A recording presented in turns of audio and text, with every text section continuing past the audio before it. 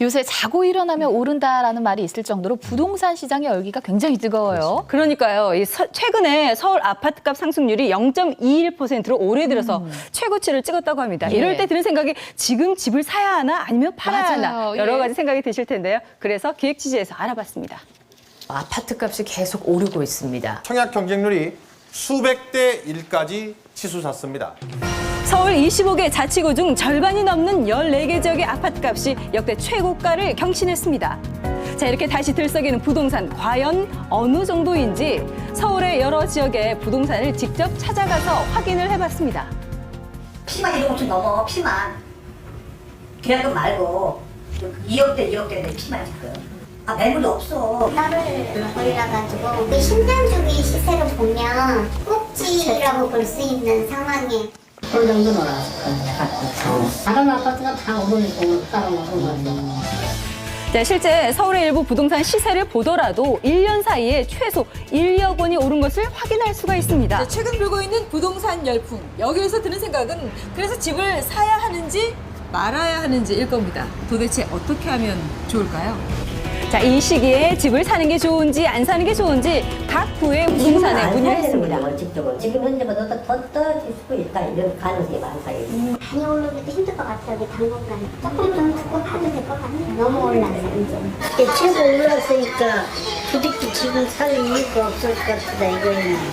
자, 그렇다면 부동산 전문가들은 어떻게 생각할까요? 자, 한 전문가는 지금 집을 사는 것은 시기상조라고 말합니다. 환경과 상황에 따라서 언제든지 변수가 생길 수 있기 때문인데요. 일단 전체적인 경제 상황이 안 좋아요. 또 정치, 사회 모든 것들이 사실은 다 부동산에 연결이 돼 있어요. 그런 어떤 변화무쌍한 상황에서 너무 섣불리 움직이는 시기는 아니다라고 보이는 거고. 자, 하지만 또 다른 의견도 있습니다. 사도 손해는 안 올 거예요. 약간씩 올라가지 않을까 이런 생각 우리 보긴 그래요. 계속 올라야 금리가 낮기 때문에 투자자들은 은행에 예치하는 것보다는 부동산에 수급하게 되면 거기에 대한 수익이 크기 때문에. 자, 다른 부동산 전문가는 지금의 내 집 장만이 먼 미래에 도움이 될 거라고 조언합니다.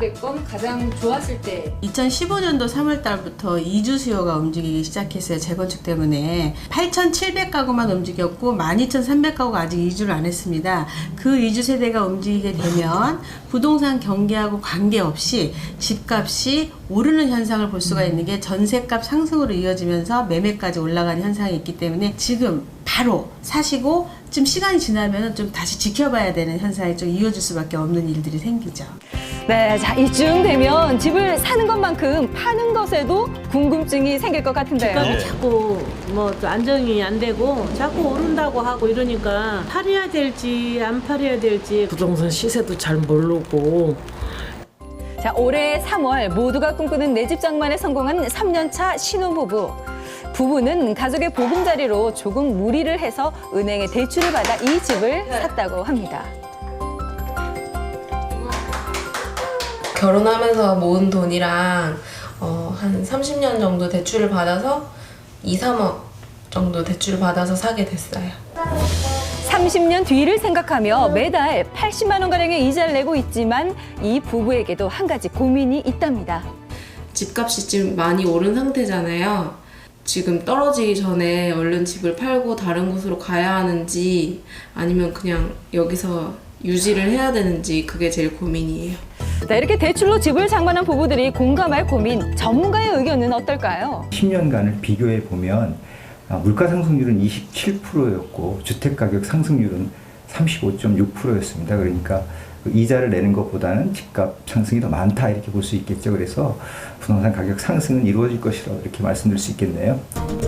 자, 20년 전 내 집 마련의 꿈을 품고 무리하게 집을 장만했던 주부. 10년 전에 전세금을 빼고 무리하게 대출을 받아서 이 집을 사게 됐죠.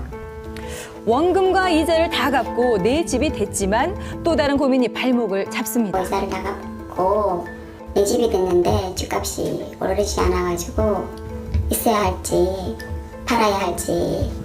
자, 어떤 해결책이 필요할까요? 부동산이 오르려면 한 5가지 요인 정도가 필요한데 그것은 교통, 그다음에 기업, 그리고 학군, 공원, 그다음에 편의시설 이렇게 볼 수가 있겠습니다. 그래서 지금 이 부동산에 적용되지 않는다면 매도하시는 것이 훨씬 좋겠다 이렇게 말씀드릴 수 있겠습니다. 네, 전문가들은 부동산 열풍이 불 때 그 흐름에 무작정 휩쓸려서는 안 된다고 이야기합니다. 경기는 사이클을 타고 움직이는 경우가 많습니다. 이렇게 상승하는 게 아니고 보통 이렇게 상승하는 경우가 많습니다. 빠질 때도 인력 빠지고 오를 때도 인력 오르고 또 많이 올 때는 2, 3억 오르고 그렇습니다. 그러니까 이게 언제든지 조정될 수가 있다. 조정받더라도 견딜 수 있는 본인의 자금 계획을 가지고 출발하는 게 좋아 보입니다. 예, 정부가 수요 규제 방안 검토에 나서면서 지난주부터 부동산 시장이 조금은 주춤합니다. 그렇지만 올해도 역시 이 강남 3구, 특히 재건축 아파트들의 열기가 굉장히 뜨거웠거든요. 네.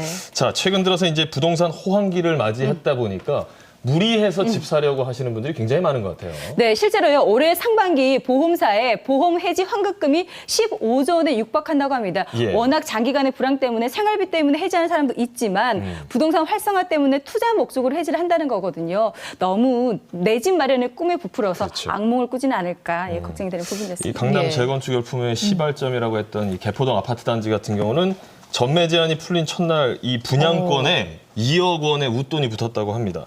자, 올해 전반적으로 집값이 평균 5% 가까이 올랐던 것 같은데 모든 지역이 다 이렇게 오른 건 또 아니잖아요. 그렇습니다. 일부 지역만 좀 과열되게 올랐을 수 있기 때문에 예. 내가 실제로 살 목적이라고 하더라도 앞으로의 자금 계획이라든가 채무 상환 능력 이런 것들을 잘 따져봐야 되고 부동산 열풍이라고 해서 그 열풍에 휩쓸려서 판단력이 흐려지시면 안 되고 정확한 사전 정보와 사전에 대한 어떤 지식이 있어야 됩니다. 내가 사는 지역이 어느 정도 수준인지 판단하는 것, 냉정한 부동산 것. 시장 조사는 반드시 해야 되고 예. 시세 추이를 정확한 정보를 통해서 판단을 하셔야 됩니다. 예.